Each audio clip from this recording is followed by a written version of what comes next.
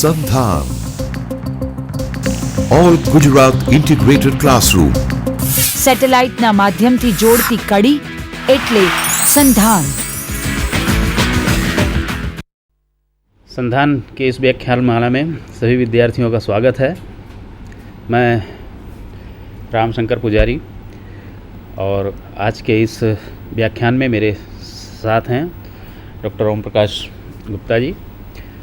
और आज का जो विषय है वह है रीतिकाल के प्रतिनिधि कवि बिहारी और बिहारी की रसिकता, हम इसको कह सकते हैं। हिंदी साहित्य में जिसे लगभग 200 वर्षों का समय कहा जाता है, 1700 से लेकर 1900 तक का जो आचार्य शुक्ल जी ने विभाजन किया, उसे रीतिकाल की संज्ञा दी और उस रीतिकाल के प्रतिनिधि कवि के रूप में बिहारी प्रसिद्ध हैं। उन्हीं बिहारी को लेकर आज का ये व्याख्यान है। बिहारी के विषय में गोस्वामी राधाचरण ने एक बहुत अच्छी उक्ति कही है जो बिहारी के पहले मुझे कहने की इच्छा हो रही है कि सूर सूर तुलसी ससी और केशवदास यदि उड़गन हैं तो बिहारी भी जो हैं पीयूष वर्षी मेघ के समान हैं कि जिसका उदय होते ही सबका प्रकाश जो है आच्छन्न हो जाता है और फिर जिसकी वर्षा से कवि कोकिल कुहकने लगते हैं, मनोमयूर नृत्य करने लगते हैं और बीच बीच में जो विद्युत चमकती है वो हृदय छेद जाती है। इतने लोकप्रिय कवि हिंदी साहित्य में लोकप्रियता की दृष्टि से देखें तो कबीरदास, तुलसीदास, सूरदास, लेकिन जब हम बिहारी पर नज़र डालते हैं और लोकप्रियता की दृष्टि से जब देखते हैं तो हमें ऐसा लगता है कि बिहारी जो है लोकप्रियता की दृष्टि से सूर कबीर से भी ज़्यादा बाजी मार ले गए हैं। बिहारी रीतकाल के प्रतिनिधि कवि और इनकी एकमात्र रचना बिहारी सतसई प्रचलित है। इसके अलावा और इन्होंने सवैया वगैरह भी छुटपुट इनके मिलते हैं, लेकिन इनकी जो प्रसिद्धि है वो बिहारी सतसई के माध्यम से है। सतसई 713 दोहे यानी एक संख्यावाची नाम है और संख्यावाची नामों के आधार पर भारतीय साहित्य में एक परंपरा चली।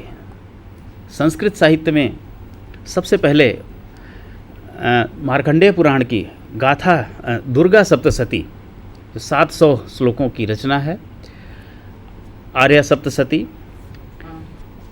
और सतसई की इस परंपरा में भर्तृहरि भी आते हैं आगे, जिनकी 3 सतसैया प्रसिद्ध हैं, शतक प्रसिद्ध हैं, नीति शतक, वैराग्य शतक और श्रृंगार शतक। अमरुक शतक भी प्रसिद्ध रचना है। संख्या के आधार पर सतसई ही नहीं, शतक है, पचासा है, चालीसा है और यहाँ तक कि हजारा तक भी लिखे गए हैं। सतसई इतनी लोकप्रिय रचना हुई कि संस्कृत से होती हुई हिंदी में और आधुनिक काल में भी यह परंपरा अविरत रूप से चल रही है। विषय बदले लेकिन सतसई संख्या के आधार पर लिखने की परंपरा जो है अभी भी शुरू है। सतसई मुख्य रूप से 2 विषयों को लेकर चली, एक नीति विषयक और दूसरा श्रृंगार विषयक। हिंदी में सतसई लिखने का प्रारंभ या सतसई की जो परंपरा प्राप्त होती है उसमें तुलसी सतसई, रहीम सतसई और बृंद सतसई, ये सतसैया जो हैं वो सूक्ति विषयक, नीति विषयक सतसैया हैं। और इसके बाद जो श्रृंगार विषय आया उसमें बिहारी सतसई, रसनिधि सतसई, मतिराम सतसई, कुलपति सतसई, भूपति सतसई, दयाराम सतसई, विक्रम सतसई और आधुनिक काल में आकर हरिऔध सतसई आदि भी प्रचलित हुई। अब इन सतसइयों के संदर्भ में बिहारी की यदि बात करें तो बिहारी सतसई बड़ी ही लोकप्रिय रचना और 713 दोहों को अपने में संग्रहित करते हुए, और जैसा कि हम जानते हैं कि रीतिकाल का प्रतिनिधि विषय श्रृंगार है। और बिहारी जो हैं रसिक कवि हैं, श्रृंगार के कवि हैं। उनकी रसिकता उनके दोहों में हमें देखने को मिलती है। उनके विषय में बहुत सी सूक्तियाँ उक्तियाँ प्रचलित हैं। आदरणीय सर जो हैं उस विषय में अपने प्रकाश डालेंगे कि एक दो जो कुछ दोहे बहुत ही प्रचलित हैं सतसई के विषय में कि सतसैया के दोहरे ज्यों नावक के तीर, देखन में छोटे लगें घाव करें गंभीर।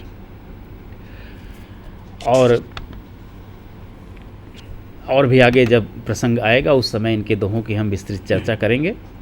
फिलहाल विद्यार्थियों को बिहारी क्या हैं, बिहारी की रसिकता किसमें है, उनकी कविता क्यों प्रसिद्ध है, बिहारी कैसे लोकप्रिय रचना है, इन्हीं सब बातों को लेकर के आज सर उपस्थित हैं। तो मैं सर से निवेदन करूंगा कि बिहारी रीतिकाल के प्रतिनिधि रचनाकार, लोकप्रिय रचनाकार, उनकी रसिकता किस बात को लेकर है, विद्यार्थियों को बिहारी कैसे ग्राह्य हों, कैसे पढ़ना चाहिए। ये रीतिकाल की कविता है, मध्यकाल की कविता है, इसकी भाषा ब्रज भाषा है, छंद, दोहा और सोरठा, तो ये सभी चीज़ों को लेकर के मैं सर से निवेदन करूंगा कि सर बिहारी हमारे विद्यार्थी समझें, इसके लिए आप उनके विषय में, उनकी रसिकता के विषय में कुछ आप प्रकाश डालिए। माननीय गुप्ता जी। आपने ठीक ही कहा कि रीतिकाल को श्रृंगार काल के रूप में जाना जाता है और रीतिकाल के कवियों में बिहारी सबसे ज़्यादा लोकप्रिय हैं। यद्यपि रीतिकाल में एक तरफ केशव हैं, लेकिन केशव को कठिन काव्य का प्रेत कहा जाता है। उनकी कविता में इतनी दुरूहता है कि कवियों को यदि पुरस्कार न देना हो तो केशव की कविता का अर्थ पूछा जाता था, और यदि कवि उसका उत्तर न दे पाए तो उसे प्रतियोगिता से बाहर कर दिया जाता था। ऐसा केशव के बारे में कहा जाता है। लेकिन दूसरी तरफ बिहारी अपने पाठकों में उतने ही ज़्यादा लोकप्रिय हैं, और इसकी वजह यह है कि बिहारी मूलतः श्रृंगार के कवि हैं। श्रृंगार रसों का नायक माना जाता है, रसों का राजा माना जाता है, जिसमें प्रेम, रतिभाव, सौंदर्य, नायिका भेद और आज के संदर्भ में कहें तो एक रोमांटिक दृष्टिकोण बिहारी में हमें देखने को मिलता है। बिहारी को जो रसिकता प्राप्त हुई वह अपने सामाजिक जीवन से प्राप्त हुई और राज दरबार में आकर उसे एक पुष्टि मिली। इसलिए बिहारी जब श्रृंगार की रचना लिखते हैं तो उनकी रसिकता, उनकी सौंदर्य प्रियता, उनकी अलंकार प्रियता, उनकी कला प्रियता, ये सभी चीज़ें जो उन्हें प्रिय हैं, ये सब एक रस का निर्माण, एक रस की उत्पत्ति जो है वो हमारे सामने कराते हैं। बिहारी की रसिकता का एक संदर्भ भाषा के साथ भी जुड़ता है, क्योंकि ब्रजभाषा अपने आप में इतनी मधुर और इतनी मीठी है कि उसकी तान, उसके स्वर, उसके शब्दों में अपने आप में एक रसिकता का जो भाव है वो प्रकट होता है। और शायद इसीलिए एक आलोचक ने कविता की 2 पंक्तियों में ही यह बात बतलाई कि ब्रजभाषा बरनी सबे कवियर बुद्धि विशाल, सबकी भूषण सत्सई रची बिहारी लाल। ब्रजभाषा की प्रशंसा बहुत से लोगों ने की, लेकिन इस ब्रजभाषा में एक ऐसी रचना जो संसार के श्रृंगार साहित्य का भूषण मानी जाती है वह बिहारी सत्सई है। तुलसी राम भक्त थे, सूर कृष्ण भक्त थे, लेकिन बिहारी ने इन दोनों रास्तों के बदले श्रृंगार और प्रेम के मार्ग को चुना, क्योंकि वे चतुर थे, क्योंकि वे रसिक थे। और इसीलिए एक विद्वान ने 2 पंक्तियों में ये बात कही कि श्याम राम रति में पगे, तुलसी सूर निहाल, बूढ़े रस श्रृंगार में चतुर बिहारी लाल। राम और कृष्ण की भक्ति में पग कर तुलसी और सूर धन्य हो गए, निहाल हो गए, लेकिन बिहारी श्रृंगार की रचना लिखकर एक चतुर कवि के रूप में हमारे सामने आते हैं। तो इस प्रकार बिहारी की जो रसिकता है वो श्रृंगार के माध्यम से हमारे सामने आती है।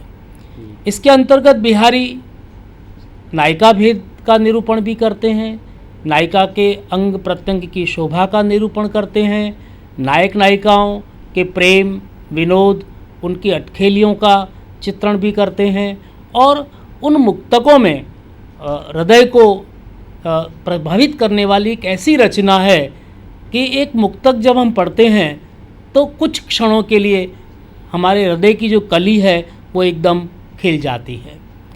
आपने बताया कि बिहारी सत्सई जो है वो 713 दोहों का या मुक्तकों का संकलन है। सत्सई का पहला मुक्तक, यदि उसे हम मंगलाचरण भी कहें प्रबंध काव्य की परंपरा के अनुसार, जो कि सत्सई तो मुक्तक रचना है, तो उसमें कवि ने राधा और कृष्ण की समन्वित भक्ति की है। राम या कृष्ण की भक्ति में तुलसी या सूर जो गंभीरता, जो दैन्य या जो सखा भाव लेकर आते हैं वो एक अलग चीज़ है। लेकिन बिहारी जब पहले ही अपने मुक्तक में राधा और कृष्ण की भक्ति करते हैं तो आप देखिए कि वे कृष्ण की जगह राधा को अधिक महत्व देते हैं, और कैसी बात बड़ी चतुराई से कहते हैं कि मेरी भव बाधा हरो राधा नागर सोए, चातन की झाई परे श्याम हरित दुति होए। वही चतुर राधा मेरी भव बाधाओं को दूर करे, जिस राधा के गोरे रंग की परछाई पड़ने से कृष्ण का जो श्याम रंग है वह भी हरित रंग में परिणित हो जाता है। जिस राधा का प्रतिबिंब पड़ने से कृष्ण का चित्त और उनका मन, उनका मुख जो है वो प्रसन्न हो जाता है। तो कवि जो है भक्ति यहाँ गौण चीज़ हो जाती है, क्योंकि जैसा कि रीतिकाल के कवियों में कहा गया है कि राधिका कन्हाई सुमिरन को बहानो है। राधा और कृष्ण के स्मरण के माध्यम से ये कवि जो है भक्ति की ओर संकेत करते हैं, लेकिन प्रधानतः इनमें भक्ति भाव नहीं है। तो यह जो रसिकता है कि राधा को अधिक महत्व देना और राधा के कारण कृष्ण अधिक महत्वपूर्ण है, इस बात की ओर संकेत करना, ये बिहारी की रसिकता का एक बहुत बड़ा प्रमाण है। सर, ऐसा भी कहा जाता है कि जैसे आपने पहले भूमिका के रूप में कहा कि सूरदास हैं, उन्होंने कृष्ण को लिया, राधा को लिया, और पूर्णतः वो तो भक्त कवि थे। और इन लोगों ने, अभी आपने जैसा कहा कि राधिका कन्हाई सुमिरन को बहानो है, राधा और कृष्ण की भक्ति की आड़ में, तो ये भी कह सकते हैं कि राधा और कृष्ण जैसे प्रेमी, ये नायक और नायिका, इनको भक्ति काल से जो है परंपरा में मिल गए, और इन्होंने भक्ति की आड़ में इनको, तो और ये कहा कि आपने मेरी भव बाधा हरो, राधा और कृष्ण की भक्ति की आड़ में मूलतः भक्त नहीं हैं, ये हैं श्रृंगार के कवि, लेकिन फिर भी कहीं इनको इस बात का डर भी रहा होगा कि भाई हम इतना जो, और बिहारी को अगर छोड़ दें और दूसरे अन्य रीतिकालीन कवियों को लें तो जहाँ घोर श्रृंगार है, तो शायद इन लोगों को ऐसी चिंता रही हो कि भविष्य में हमें हमारी कविता को स्वीकार किया जाए या नहीं किया जाए, तो क्या ये आवरण जो है भक्ति का आवरण इसलिए भी ओढ़ा गया होगा। तो और आपने कहा कि राधा और कृष्ण मंगलाचरण के रूप में इन्होंने कहा, और मोर मुकुट कटि काछनी कर मुरली उर्माल, यो बानक मो मन सदा बसो बिहारी लाल। और ये जो भक्ति कृष्ण भक्ति संबंधित हैं, तो कहीं न कहीं अच्छे भक्ति संबंधित दोहों की भी रचना इन्होंने की है। और जैसा आपने कहा कि इसमें हरित, ये